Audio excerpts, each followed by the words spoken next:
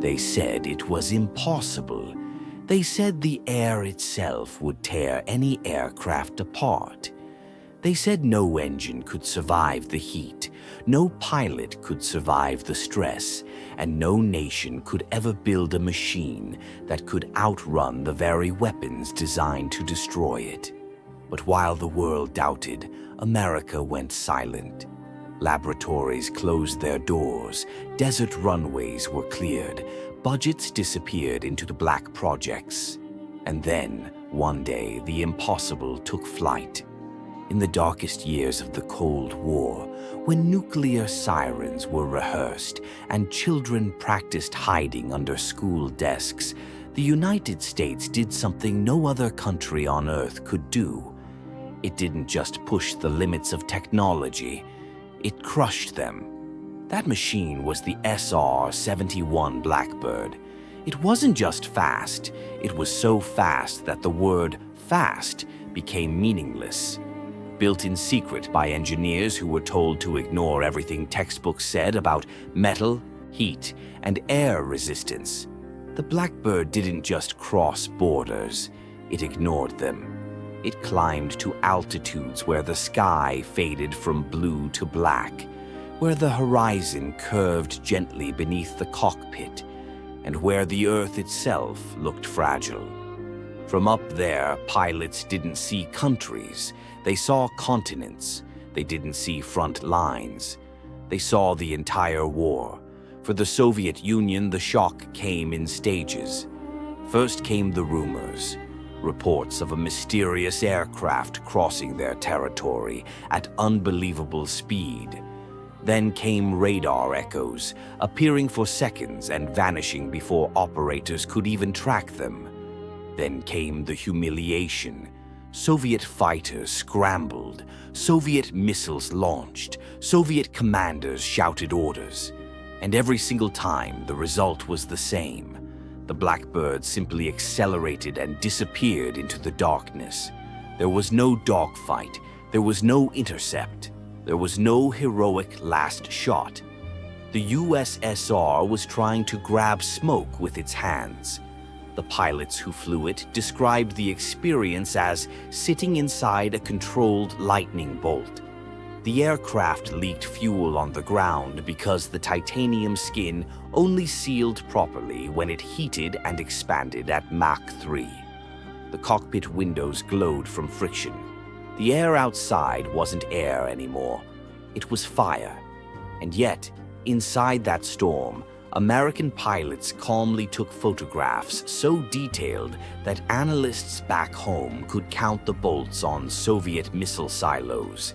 Entire bases the Soviets prayed were invisible suddenly appeared on American desks like open books. And then came the twist that turned shock into disbelief. The metal that made all of this possible, the rare titanium strong enough to survive that fury, came from the Soviet Union itself. Through fake companies and Cold War chess moves, the CIA bought Soviet titanium, shipped it to American factories, and used it to build the aircraft that would spy on the Soviet Union. Imagine the boardroom silence the day that realization sank in. Not only had America built the fastest plane ever flown, it had built it from Soviet metal. It was not just technological superiority, it was poetic. The Blackbird didn't carry guns, it didn't drop bombs, it didn't need to. Its weapon was knowledge. Every flight rewrote the balance of power. Every mission told Washington exactly what Moscow was hiding: missile ranges, bomber runways, nuclear test sites. While Soviet generals stared upward and clenched their fists, America stayed one step ahead, not with brute force, but with speed, science, and audacity. And here is the part the Soviets hated the most. When they finally locked onto the Blackbird with missiles, American pilots didn't panic. They didn't dive for cover. They didn't pray. They simply pushed the throttle forward and left the missiles behind like toys thrown in frustration. The fastest Soviet interceptor jets could barely approach the speed at which the SR-71 cruised. Not its top speed, its cruising speed. To this day, no manned jet has officially broken its records. Countries have tried. None have done it. The Blackbird retired not because it was weak, but because satellites took over its job. It left service undefeated, never shot down, never caught, never equaled. For many inside the Soviet military, it left a scar. The realization that while they were racing desperately, America had already crossed the finish line and was watching them from above. The SR-71 Blackbird was more than a plane. It was a message. It said, "We can go anywhere, see anything, and there is nothing you can do to stop us." In a world divided by fear, it proved that intelligence, innovation, and courage could change the shape of history. And long after its engines fell silent, its shadow still stretches across the Cold War, cold, black, and faster than anything the world has ever seen. The story of the Blackbird ultimately became a story about what a nation chooses to believe about itself. It was built during a time when fear filled classrooms, when sirens were tested in cities, and when the world wondered whether tomorrow would still exist. And yet, instead of surrendering to that fear, the United States chose to answer it with innovation. The SR-71 was not simply metal and engines. It was the physical expression of the idea that intelligence, creativity, and courage could outrun even the most dangerous moment in history. Every mission was a message written across the upper sky. We will not be intimidated, and we will not be caught. For those who worked on it, the Blackbird became personal. Engineers remembered nights spent solving problems no one had ever solved before, drawing designs that seemed insane, and then watching those impossible shapes rise into the air and succeed.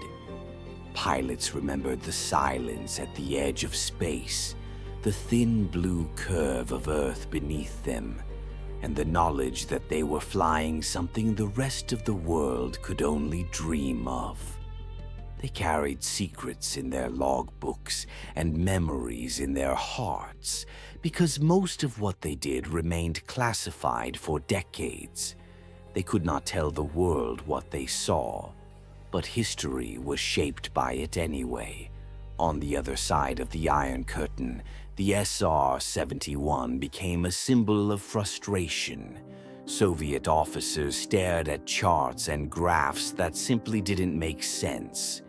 They listened to radar operators describe a target that moved faster than their predictions allowed.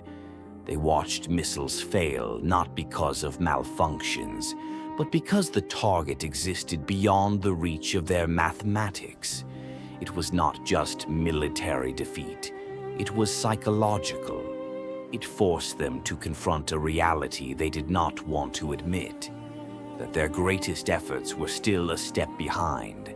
Today, the SR-71 rests in museums, silent and motionless, but its silence feels alive. Children walk beneath it in awe. Veterans pause in front of it longer than they planned. Even engineers of the modern era look up and quietly ask themselves how something like this existed so many decades ago. Its angles are still aggressive. Its surface still looks like a shadow carved into metal. And its presence still carries the feeling that if its engines were lit again, it would do exactly what it always did: climb higher, run faster, and leave everything else behind. Technology has moved forward.